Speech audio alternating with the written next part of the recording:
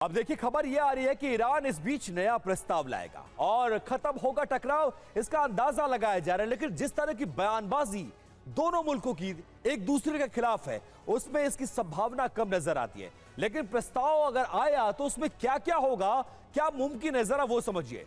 परमाणु मामले पर पहले समझौता किया जाए, इस बात का जिक्र हो सकता है। हॉर्मोज खोलने को लेकर पहले शर्तें हटाई जाएं। एक साथ दोनों मुद्दों पर अमेरिका को आगे बढ़ाने का प्रस्ताव, और अमेरिका पुराना प्रस्ताव पहले से ठुकरा चुका है। ट्रंप चाहते थे कि पहले परमाणु समझौता हो, इसलिए इस बार के प्रस्ताव में इस समझौते को सबसे टॉप पर रखा गया है। लेकिन इस बार वाला प्रस्ताव क्या डोनाल्ड ट्रंप को रास आएगा, खासकर तब जब वो 48 घंटे का अल्टीमेटम दे रहे हैं और इस 48 घंटे में बहुत कुछ हो सकता है। और तेहरान में विदेश मंत्री पर घमासान मच गया है। जी हां, अब्बास अरागची पर लेकर अब वहां पर कई राय हो गई हैं। विदेश मंत्री को हटाने की तैयारी है। वहां पर अरागची हटाए जा सकते हैं। आईआरजीसी के इशारों पर चलने का आरोप है अब्बास अरागची पर। यानी तेहरान में अब्बास अरागची के बतौर विदेश मंत्री बने रहने को लेकर अब वहां पर कई गुट हो गए।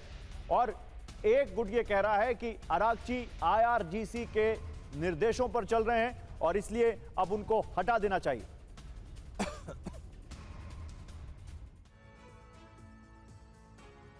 अब देखिए, मध्य युद्ध के दौरान बिल्कुल विदेश मंत्री अरागची पर तलवार क्यों लटक रही है। उनके अपने घर में उनके जो सपोर्टर्स हैं और जो बड़े चेहरे हैं पॉलिटिकली, वो क्यों दो फाड़ होते नजर आ रहे हैं। दो गुट बन गए हैं, गुट एक और गुट दो, जो हटाने की मांग कर रहे हैं और जो समर्थन में है। दो तरह के गुट हैं।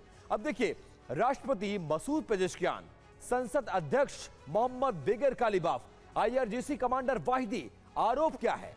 शांति वार्ता में उन्होंने राष्ट्रपति से सलाह नहीं ली, बल्कि अहम वाहिदी के निर्देश पर काम किया और कैबिनेट मंत्री से ज्यादा आईआरजीसी सहायक जो थे उनकी सुने हैं। 2 हफ्ते तक छुपकर काम किया।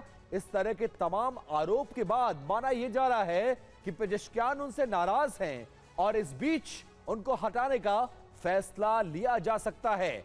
लेकिन ईरान में राष्ट्रपति वर्सेस विदेश मंत्री होता हुआ यह पूरी लड़ाई नजर आ रही है। और डोनाल्ड ट्रंप चाहते भी यही है कि वहां पर अगर रिजीम चेंज करना है तो पहले वहां के सिस्टम को अंदर से खोखला कर दो।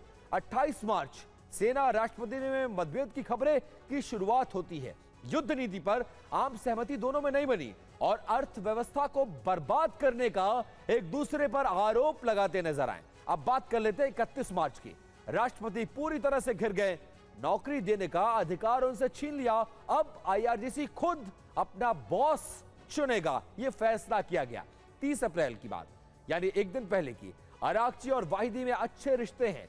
अरागची को निकालने की तैयारी है और संसद अध्यक्ष भी हटाने पर उनको सहमत हैं। मतलब पलड़ा पेजेश्कियान का यहां पर भारी नजर आ रहा है।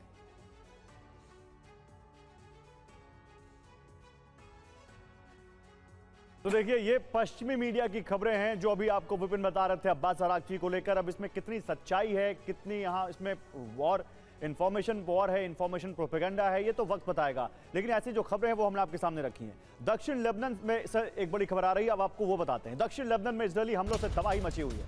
आईडीएफ ने हिजबुल्लाह के 40 ठिकाने तबाह किए हैं। हिजबुल्लाह के कमांड सेंटर में एयर स्ट्राइक की गई है। बेका वैली में सीरिया से लगे इलाकों को दहलाया गया है।